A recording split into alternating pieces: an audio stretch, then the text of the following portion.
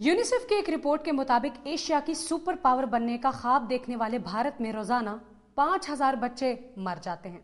हालांकि अपनी तरक्की और खुशहाली का ढोल पीटने वाले भारतीय हुक्मरानों को शर्म से डूब मरना चाहिए।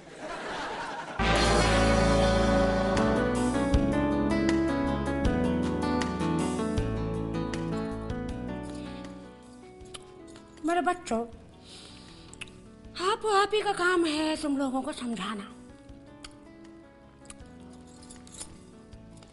मगर जब से मुझे पता चला है कि अपने नवाज शरीफ बच्चे ने इस साल 5000 रुपया टैक्स दिया है, अरे मेरी तो नींदें ही उड़ गई।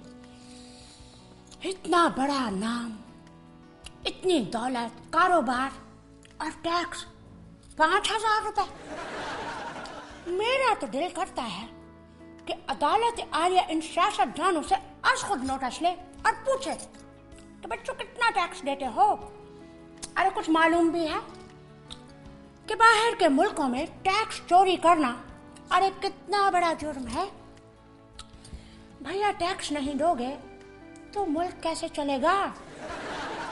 अरे मैं ज्यादा नहीं जानती, मगर सऊदी अरब की एक फैक्ट्री और लंदन में प्रॉपर्टी के बिजनेस का तो उसने मुंह से इकरार किया था। मैं तो कह देती हूँ जरदारी को भी चाहिए कि बताए कितना टैक्स देता है। अरे तुम लोग टैक्स दोगे तो आवाम भी खुशी खुशी टैक्स देगी कि हमारे बड़े टैक्स देते हैं तो हमें भी देना चाहिए। हाँ, मगर बड़े कहाँ टैक्स देते हैं, वो तो आवाम के टैक्सों का सरमाया भी हड़प कर जाते हैं। तो भैया कौन देगा टैक्स।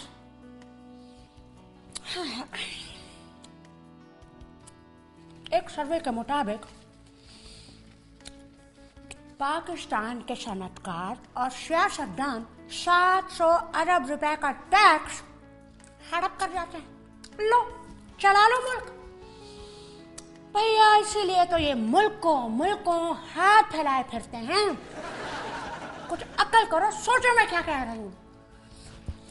मगर तुम लोगों ने कहाँ सोचना है, बहुत ढीठ बच्चे हैं मेरे।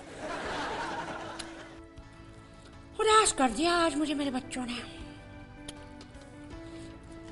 हाँ, नवाज बच्चे, वाह भाई वाह, कहाँ इतनी दौलत और कहाँ 5000 टैक्स। रहने दो भैया। इंडियन मईशत की तरक्की और खुशहाली का अंदाजा इस बात से लगाया जा सकता है कि मुसलसल जमहूरियत के सम्राट हासिल करने के बावजूद 63 साल गुजर जाने के बाद इंडिया अपनी 1 अरब से ज्यादा आबादी के 80 करोड़ लोगों को रोजाना 20 रुपए से ज्यादा कमाने के काबिल नहीं बना सका। जी, 20 रुपए रोजाना। इसका मतलब है कि इंडिया की 75% से ज्यादा आबादी सिर्फ 20 रुपए रोजाना पर गुजारा कर रही है। आइंदा चंद सालों में इंडिया दुनिया की खौफनाक गुर्बत की शिकार रियासत बन जाएगी। Shining India. ये लैला और कमू कहाँ है? कमू लैला पर अपनी माँ से मिलने गई है। तुम्हें पता है कि अपनी मकबूलियत बरकरार रखना कितना मुश्किल काम है? पता है, एमी तो मैं इतना मशहूर नहीं, पूरा मोहल्ला जानता है कि मिस दुनिया की हिफाजत कौन करता है। तो मशहूर तो मिस दुनिया हुई ना? जी, मेरी वजह से।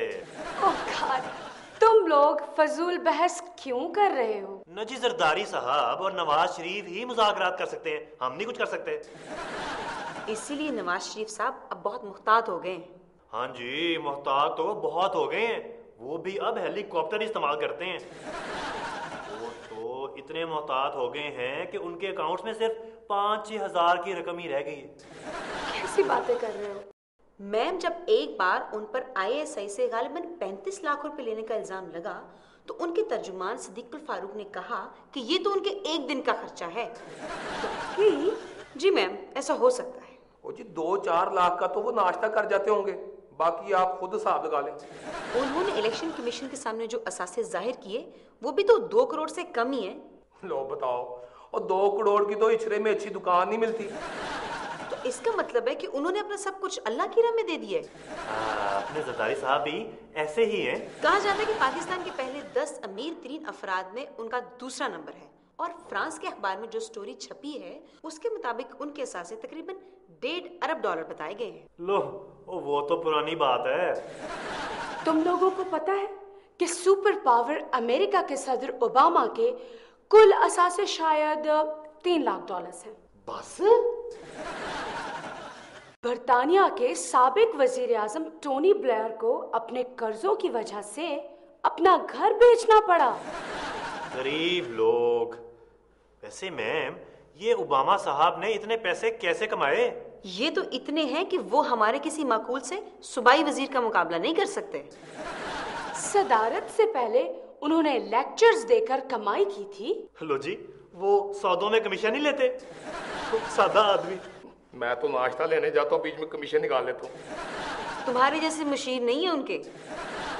चाइना, नॉर्वे, स्विट्जरलैंड और कई यूरोपियन ममालिक के सरबराहान भी हमारे हुक्मरानों का मुकाबला नहीं कर सकते।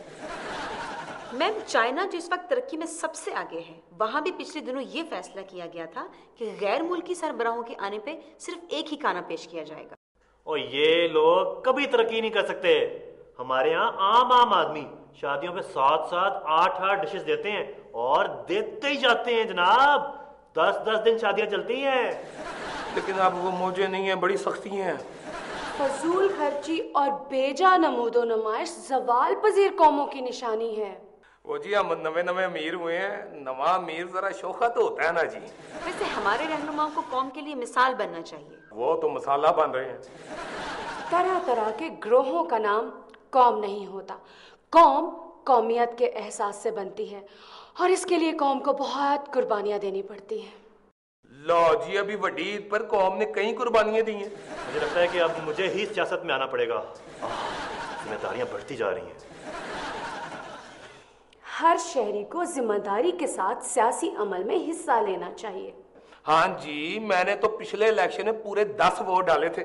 वैसे अब सियासी शऊर बेदार हो चुका है और 2-4 इलेक्शंस के बाद सबकी छांटी हो जाएगी और इस कौम को ऐसी क़यादत जरूर मिलेगी जिसकी ये आरज़ू करती है।